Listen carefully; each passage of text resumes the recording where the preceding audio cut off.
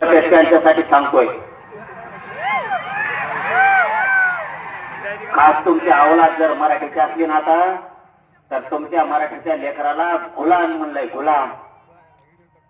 मग आपली जर गुलामीचे पैदाशे असं जर त्यांचं म्हणणं आहे, तर मराठ्यांनी तिथं कशाला झक मारायला काम करता? तुमचा स्वाभिमान जागा होता ना.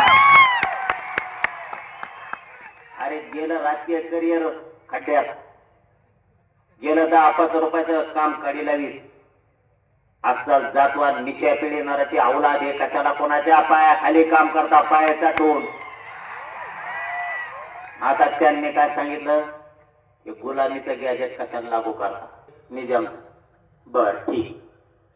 मग इंग्रज का तुमच्या परिवारात राहत होता का घरात राहत होता? त्याचं कारण काय? तुमचा परिवारातला आहे का त्यो निजाम? आमच्या प्रेमूर्ती गुरुवर्या शिवाजी बाबाजी यांच्या चरणी नतमस्तक होतो. बंकट स्वामी मठाचे मठाधिपती महंत गुरुवर्य श्री लक्ष्मणजी बाबा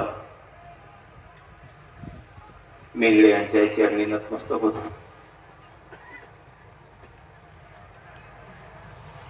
आणि या पवित्र नारायणगडाच्या कुशीत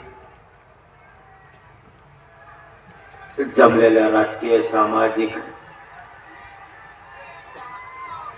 शेतकरी सर्व माझ्या बांधवांना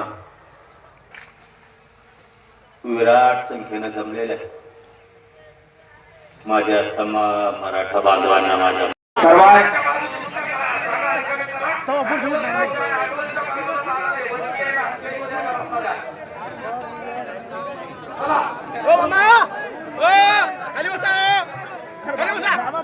सर्वांनी शांतता राखायची, सहकार्य करायचं आहे.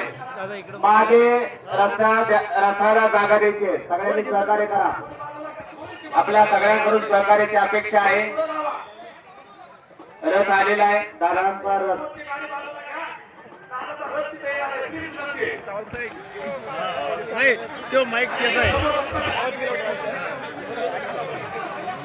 मामा हाल नको.